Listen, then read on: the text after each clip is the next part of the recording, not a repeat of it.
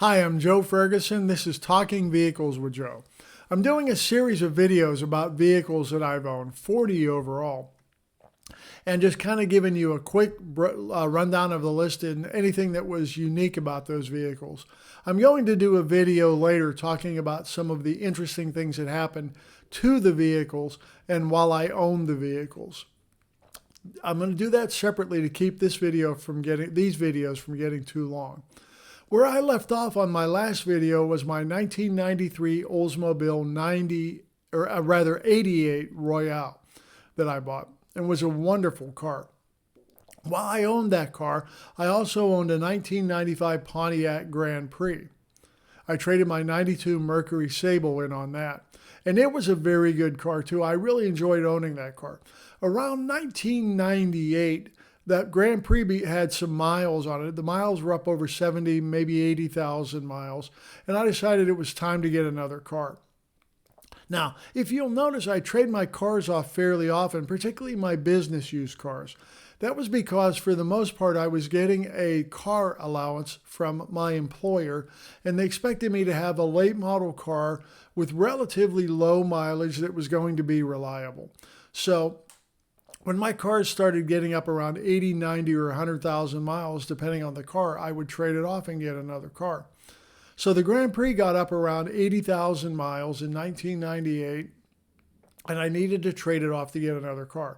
Now, the Oldsmobile my wife had been driving, and the mileage on it was relatively low. I believe it only had about 30-some or maybe 40,000 miles on it. So I made the decision that that would become my business use car, at least for a short period of time. And we would buy a brand new family use vehicle. And the new family use vehicle we bought was a 1998 Pontiac Bonneville SE. Now, the SE in the Bonneville line was the lowest trim level, but this car was very well equipped. It had a power driver's seat. It was a column shift automatic.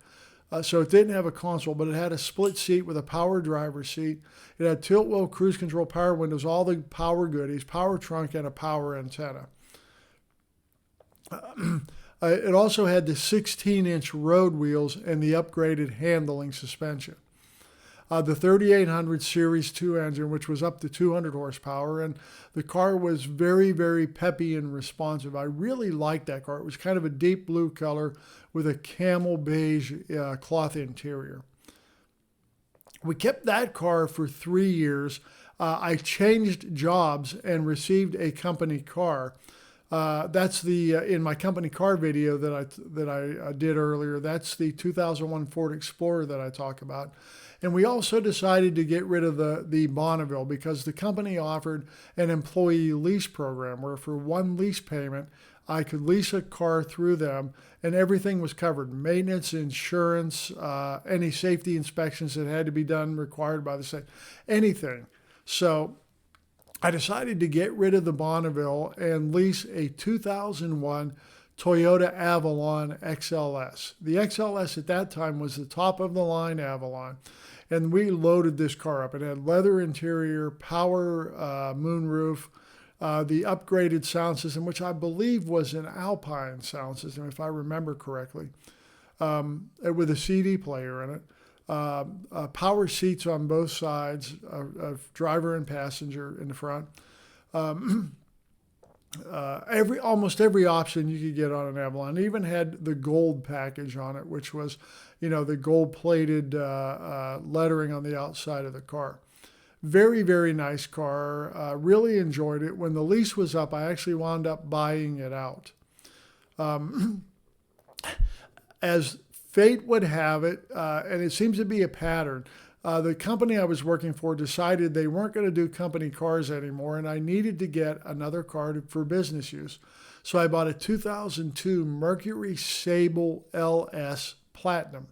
Now the LS was the top of the line Sable.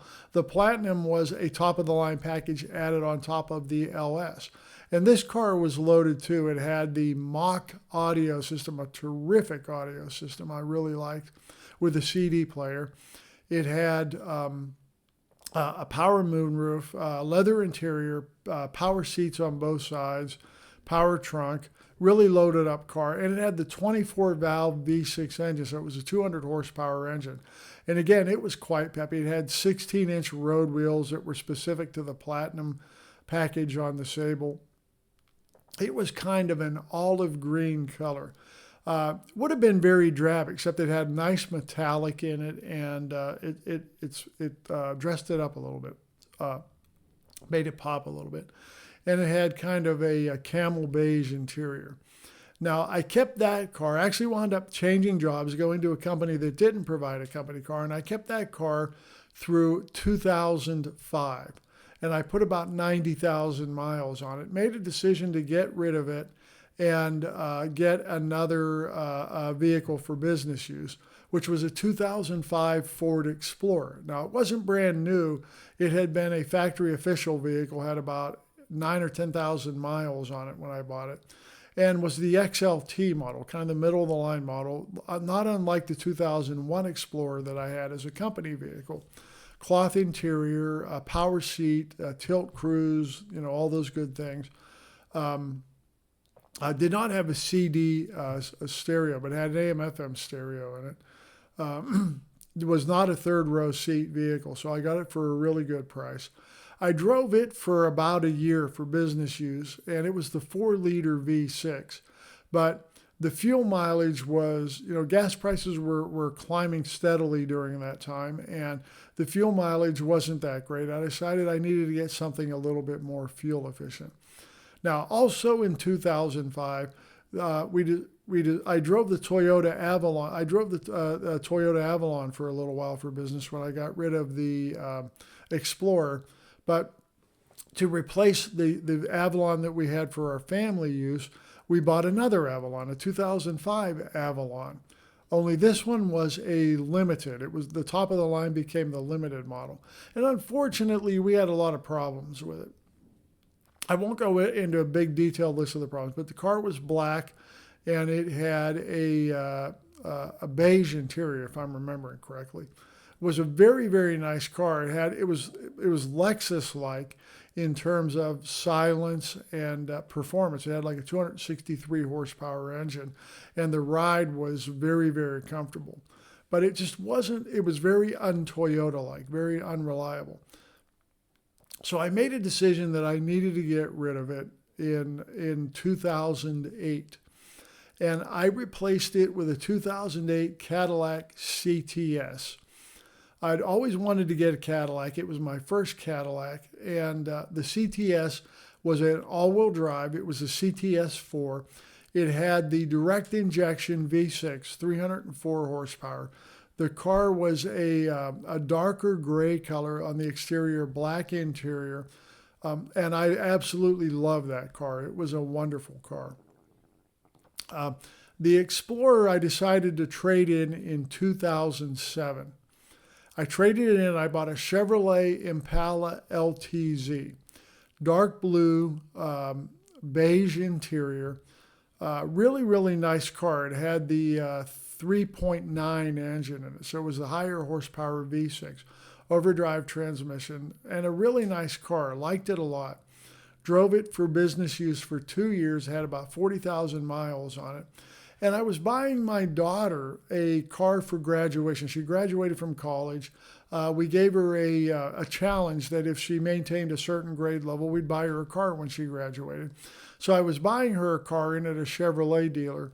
And the general manager pulled in his demo. It was a Chevrolet Impala SS, a 2009 Chevy Impala SS. It had the 5.3 liter V8, and it sounded amazing.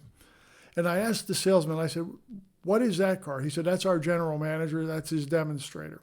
And I said, "I want that car." A week later, I was back buying that car. I traded the 2001 Toyota that I was driving the 2007 Impala, the 2007 Impala in on that car, and bought that car and bought it for business use.